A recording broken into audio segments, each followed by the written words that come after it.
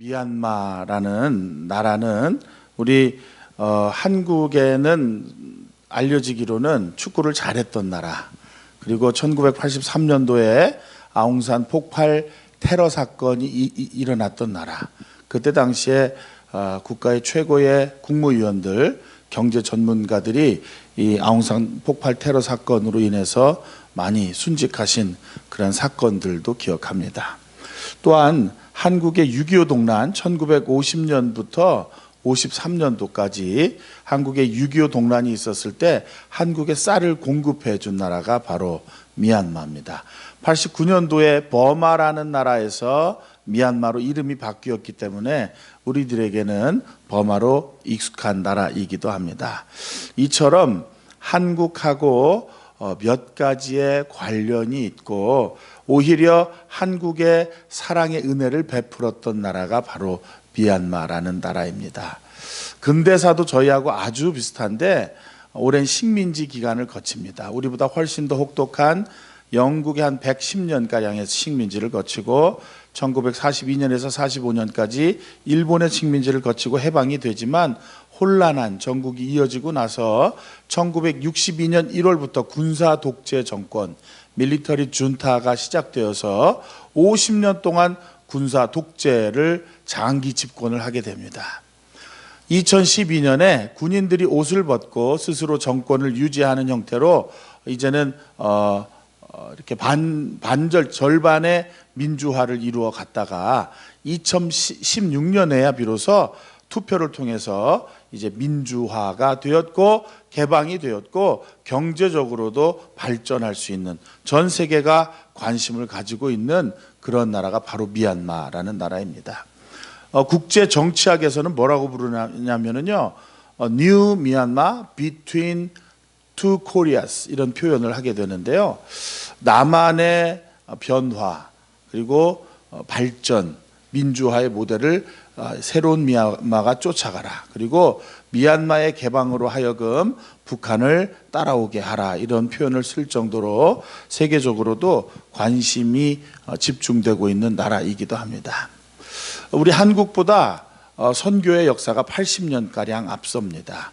미국에서 파송한 첫 번째 선교사 아도니람 저드슨이 가서 사역한 나라가 바로 미얀마입니다. 선교의 역사가 206년가량 됐지만 아직까지도 여러 가지 여건과 환경 속에서 복음이 널리 퍼지지 못했고 어둠의 긴 터널을 지나가는 것처럼 미얀마의 기독교인들은 숨죽이며 하나님의 때를 기다리고 하나님께서 미얀마에서 구원의 그 계획들을 이루어 가시기를 기대하고 준비하고 있습니다. 저는 하나님께 우리 은혜를 깊이 체험한 이후로 삶의 방향을 전환합니다. 그래서 방황하던 삶 가운데서 인생의 진리와 생명, 하나님께서 정말 이 부족한 사람 통해서 어둠 가운데서 불러내어서 하나님의 기이한 빛을 선전하는 자로 사용하겠다라는 말씀 붙들고 선교사 되기로 준비했습니다. 10년 준비하면서 여러 가지 훈련도 받고 이론적인 공부도 하고 선교지도 많이 다녀봤어요. 50개 넘는 나라를 다녀보면서 선교사 훈련했습니다. 그리고 나서 하나님 어디로 갈까요? 어디로 보내실까요? 하고 기도를 하던 중에 세 가지 기준이 생기더라고요. 첫 번째는 아주 너무나 당연한 첫 번째인데 복음이 긴급하고 필요한 곳이었어요.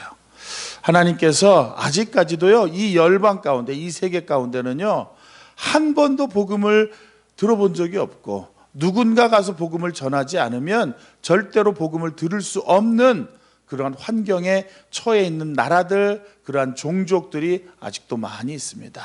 그래서 하나님한테 받은 은혜가 하나님께서 저를 통해서 허락하신 그 감사와 찬양이 너무나 큰데 좀 복음이 긴급하고 필요한 곳으로 보내주세요. 두 번째는 저를 너무도 잘 아시는 하나님. 그래서 제가 잘 사역할 수 있는 저의 은사와 소질을, 그리고 저의 성격을 통해서 저의 어떤 여러 가지 상황들을 통해서 잘 사역할 수 있는 곳으로 보내주세요. 하나님의 구원의 큰 그림 가운데 퍼즐로 저를 사용하실 텐데 정확한 위치에 저를 끼워 맞춰 주세요. 그렇게 기도했습니다. 저는요, 사역을 계속 해가면서 한국에서 신학도 준비하고 학교 교목도 여러 번 하고 이 청소년과 청년들을 보면 에너지가 생겨요. 그래서 굳이 제가 14년 동안 우리 코스타 집회를 계속 다니고 있어요. 그래서 자다가도 우리 청년들이 뭐 하자 그러면 벌떡 일어나서 뛰어나갈 정도로 그런 사역의 보람과 그리고 에너지를 받는 사역이, 저는 청년들과 함께 하는 사역, 최전방 지역을 개척하는 사역, 한 번도 가보지 않은 길을 이렇게 뚫고 가는 일들을 아주 적성에도 맞고 하나님께서 그 사역에 에너지를 주십니다. 그런가 하면 가만히 앉아가지고 성경을 번역하라, 장기적으로 이렇게 강의를 해라, 이런 거는 잘 못하겠어요. 그래서 하나님, 제가 아주 그러한 저에게 맞는 사역을 할 수 있는 곳으로 보내주세요 라고 기도했습니다. 세 번째는 뭐였냐면, 하나님, 저 정말 부족하고 나약한 거 아시잖아요. 이렇게 부족한 사람 하나님께서 붙들어 사용하시는데 조금은 더 어렵고 힘든 곳 보내주세요. 제한된 영향력이지만 더 많은 범위로, 더 많은 사랑으로 정말 하나님의 빛과 소금의 역할을 감당할 수 있는 곳으로 보내주세요 해서 미얀마를 오게 되었습니다. 여러 지역들, 미얀마도 수차례를 방문하면서 다녀보았어요. 그래서 미얀마로 와서 사역을 합니다. 10년 동안 준비했으니까 손을 얹은 즉, 말씀을 선포한 즉 3,000명, 5,000명이 회개하고 병자가 일어나고 놀라운 하나님의 역사가 한 번도 일어나지 않았습니다. 그렇게 오래 준비했는데 모든 시행착오를 다 하는 거예요. 왜 이렇게 힘들은지 몰라요. 2년 동안 겪어야 되는 모든 타문화권에서의 선교지에서의 시행착오들을 거듭했습니다. 하나님, 제가 10년이 넘게 준비했는데 선교지역도 문화권도 사역의 형태도 많이 바라보고 이론의 선교의 이론 그리고 방법들을 다 이렇게 연구하고 도착을 했는데 이 시행착오들을 왜 제가 다시 한번 반복하는 거죠? 아이들이 풍토병에 걸리고 언어는 왜 이렇게 힘든지, 가정 어렵고 힘들었던 건 현지인들을 정말 사랑해야 되는데 사랑하는 마음이 저절로 들지 않는 거예요. 노력을 해도 그게 쉽게 되지 않는 거예요. 왜 이렇게 지저분해져 보이는지, 왜 이렇게 무능해 보이는지, 왜 이렇게 약해 보이는지 참 마음이 힘들었습니다. 그런데 하나님께서 2년 정도 되는 딱 그 시기에 여러 과정을 거쳐서 말씀 주셨어요. 요한복음 12장 24절 말씀처럼 한 알의 밀이 땅에 떨어져 썩지 아니하면 한 알 그대로 있고 썩으면 죽으면 많은 열매를 맺느니라. 저는요, 그때까지도 하나님, 제가 얼마나 준비했는데요. 상당히 그래도 재능도 있고 능력도 있지 않아요? 저를 사용해 주세요. 경험과 지식과 인간관계와 수단과 방법을 통해서 사역하려고 그랬어요. 안 되더라고요. 막히더라고요. 진실된 마음이 드러나지 않더라고요. 하나님 앞에 무릎 꿇었습니다. 하나님, 제가 하나님께서 가라고 하는 자리까지만 가고 하나님께서 시키는 일로만 제가 하겠습니다.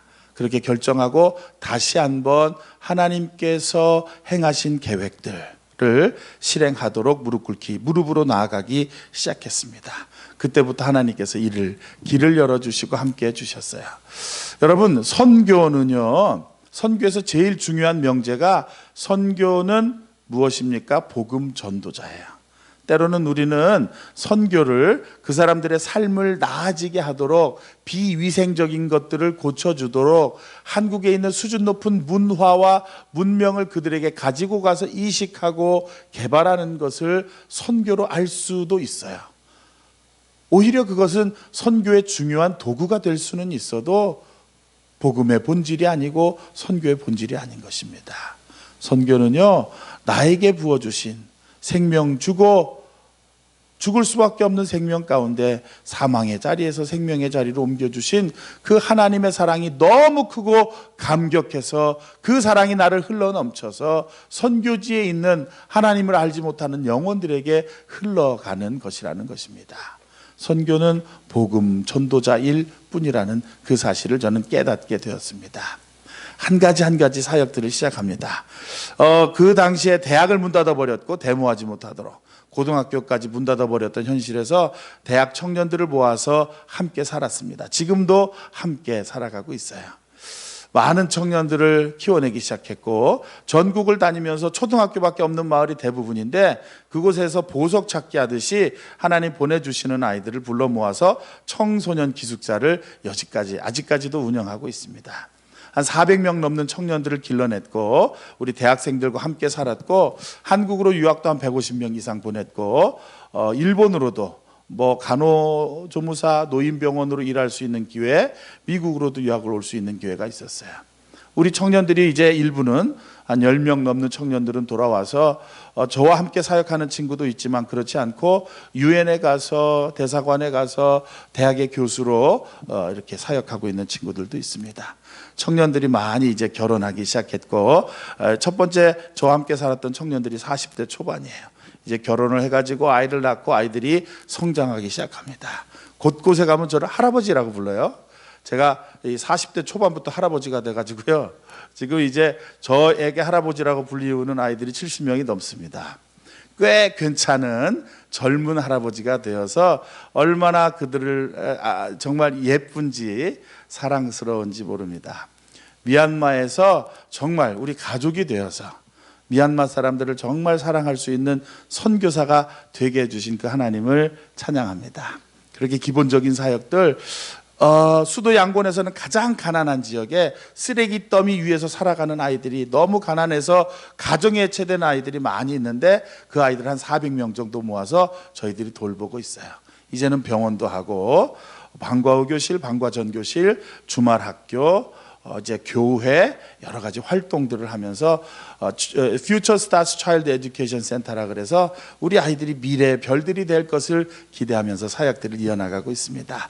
최전방 지역들을 우리 청년들과 함께 전도 여행하고 그리고 그곳에 교회를 개척하고 최전방 지역들을 계속해서 개척해 나가는 일들도 여전히 감당을 해나가고 있습니다. 얼마나 보람과 기쁨이 큰지 모릅니다.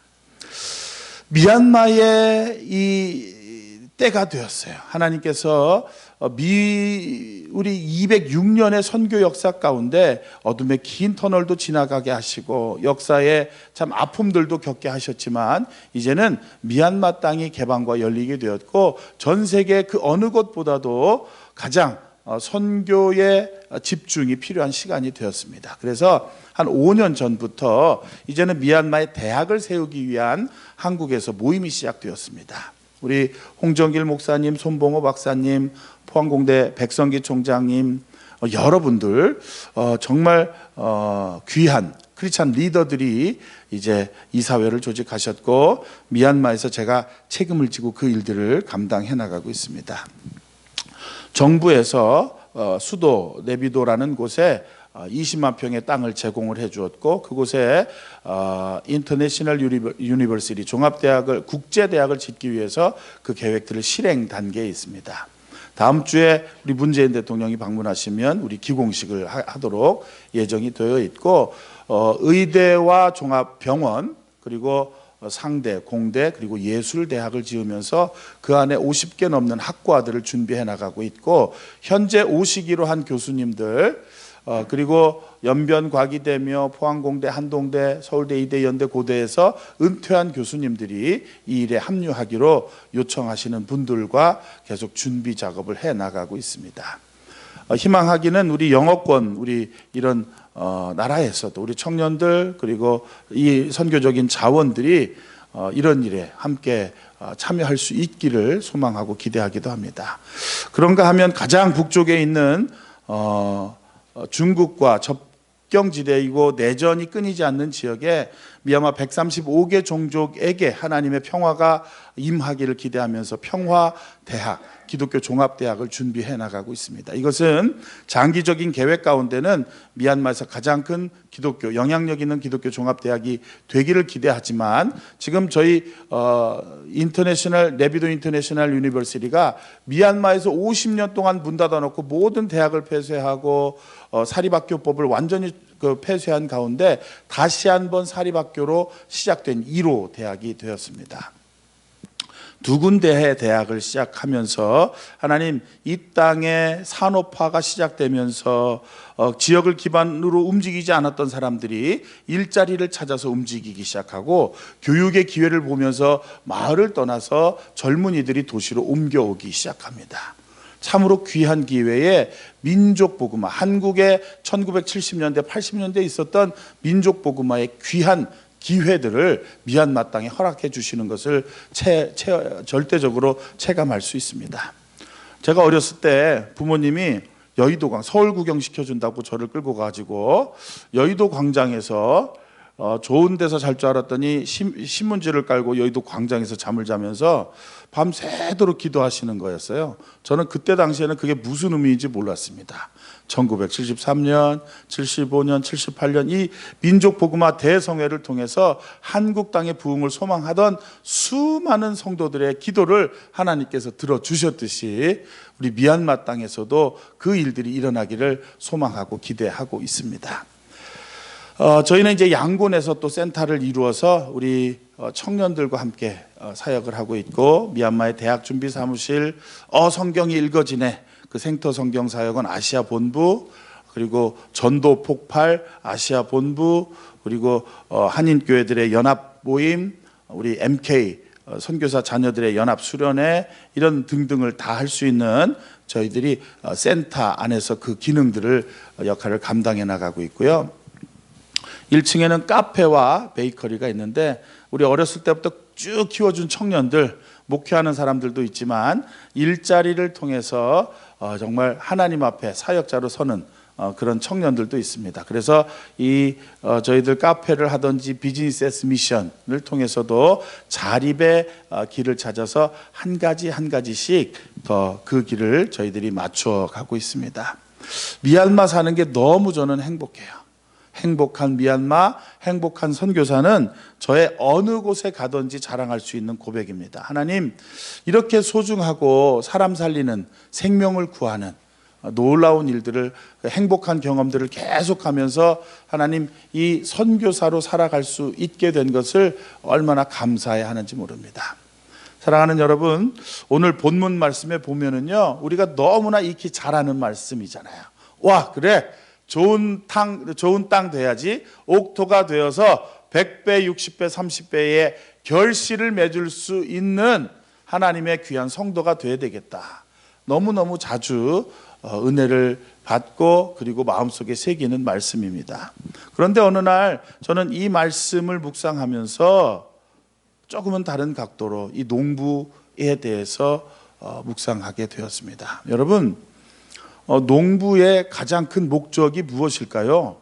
농부의 목적은요, 당연히 많은 수확을 거두는 것입니다. 경험이 있다면, 전문 지식이 있다면 내가 농사를 잘 지어서 효과적으로 어떻게 하면 수확을 많이 낼 수 있을지를 고민하고 시간이 더해짐에 따라서 수확이 점점 늘어나는 것이 농부의 가장 큰 목표일 수 있을 것입니다. 그런데요, 오늘 비유에 나오는 이 농부는 정말 좀 이상해요. 씨를 뿌리는데 덜어는 길가, 덜어는 돌짝, 덜어는 가시밭에, 덜어는 좋은 땅에 씨를 뿌리고 있는 농부의 모습을 바라보게 됩니다.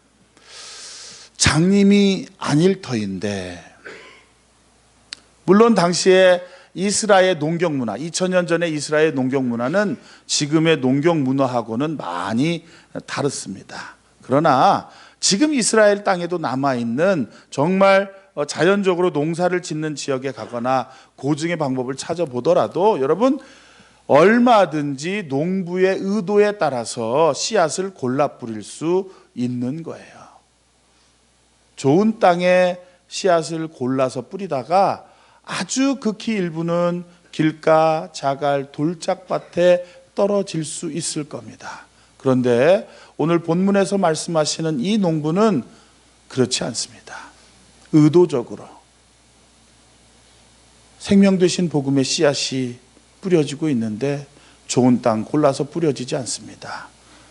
4분의 3의 수확을 포기하면서까지도 계속해서 씨앗을 뿌리고 있는 농부의 모습을 우리는 바라다 볼 수가 있습니다.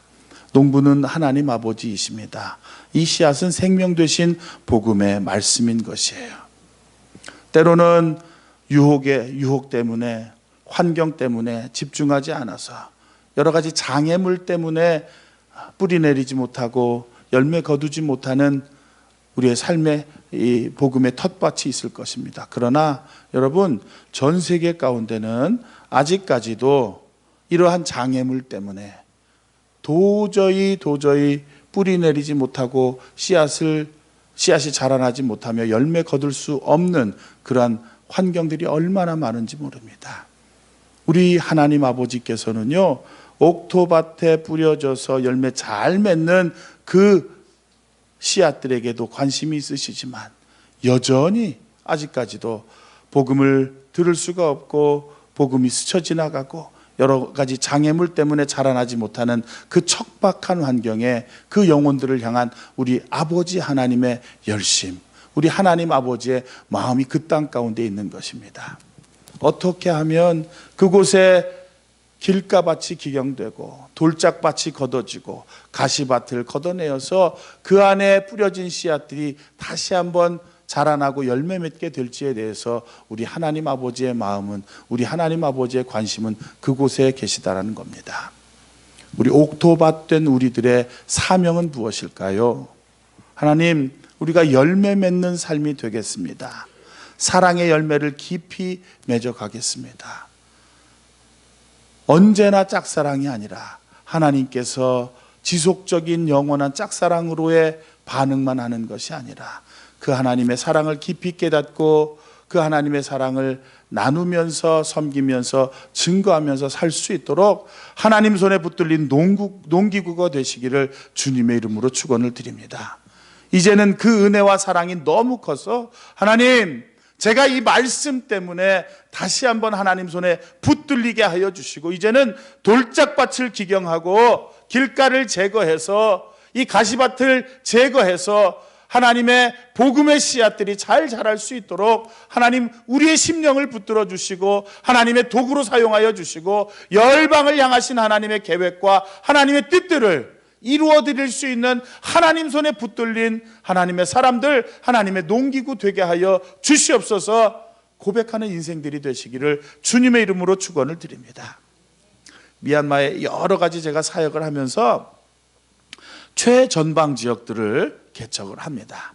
그 중에 특별히 두 지역들에 집중적으로 저희들이 사역하고 있는데, 하나는 호수에 있는 인따족, 호수의 아들이라고 불리우는 인따족, 해발 950m의 아름다운 산 정상에 있는 호수족들이에요. 참 고난과 아픔이 크지만 이 성도들이 예수쟁이들의 길을 파가면서 하나님을 알아가고 뜨겁게 하나님을 예배하는 그러한 종족이 있습니다. 그런데 이 호수 주변에 산속에만 살아가는 종족이 110만 명의 빠오족이라는 종족이 있습니다. 제가 맨 처음에 미얀마를 방문해서 전국을 다니면서 이제 리서치를 하잖아요. 그런데 빠오족이라는 이 종족이 제 마음 가운데 꽂히기 시작했어요. 온 몸을 검은색 천으로 두르고 살아요. 머리 꼭대기에는 수건을 두르고 살아가는 종족이에요. 아주 이 종족은 자신의 전통, 자신의 종교, 그리고 그 문화 자체가 커서 배타적인 성격이 많아서 다른 종족과도 섞이지를 않아요.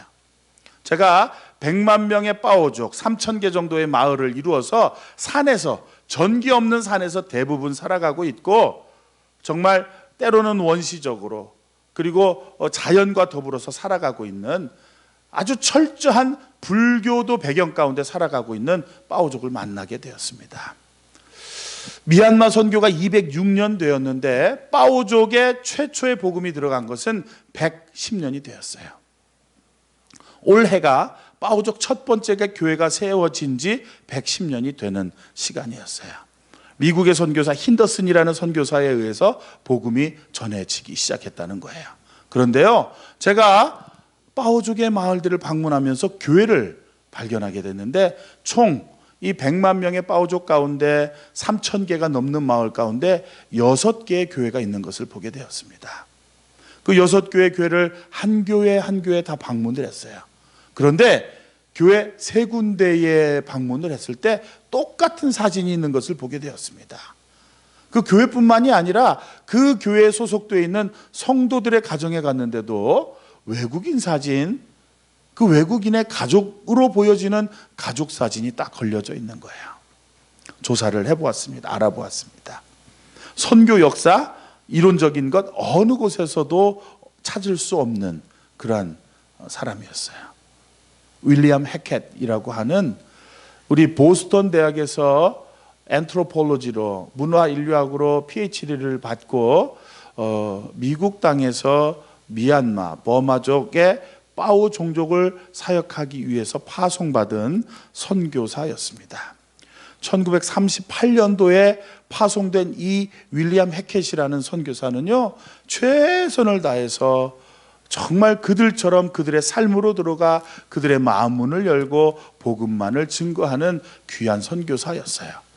윌리엄 해켓 선교사에 의해서 세 개의 교회가 개척이 되었습니다. 그러던 중에 1962년도 1월 달에 미얀마의 군사 독재 정권이 들어서면서 모든 외국인들을 다 추방해 버렸습니다.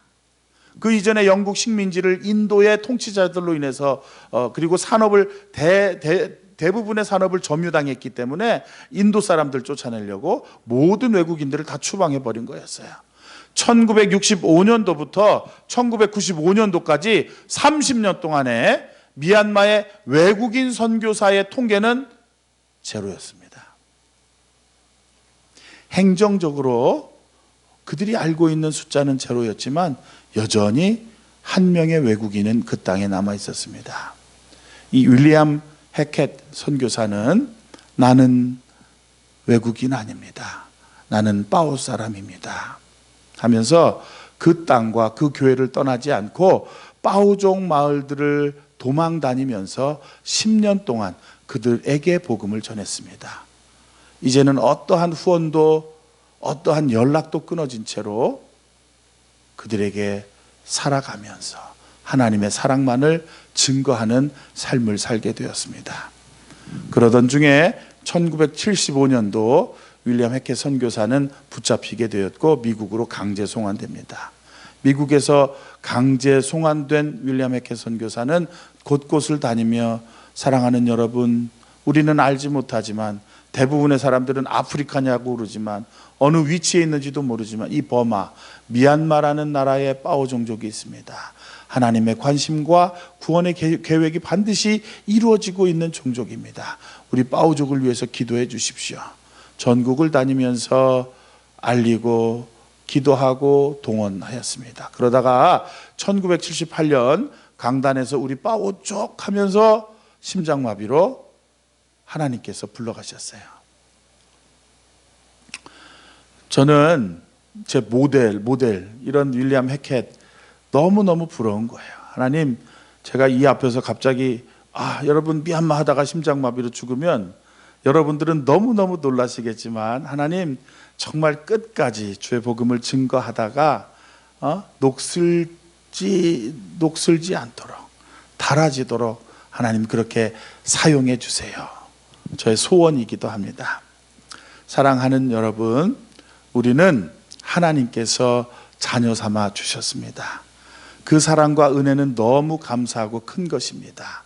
우리 안에 잠겨져 있는 것이 아니라 꼭꼭 눌러서 우리 안에 담아놓는 것이 아니라 그 감당할 수 없는 그 하나님의 사랑을 전하며 증거하며 하나님 손에 붙들린 삶을 살아가시기를 주님의 이름으로 축원을 드립니다.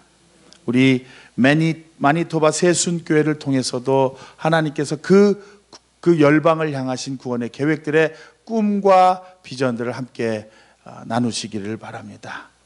여러분들의 삶 가운데서 여러분들이 주어진 삶의 현장 가운데서 하나님, 제가 이제 옥토밭 되어서 열매 많이 맺고 특별히 사랑의 열매를 많이 맺게 해주셔서 이제는 그 사랑의 열매가 길가밭, 자갈밭, 가시밭을 기경하고 장애물을 제거하는데 저를 사용해 주세요.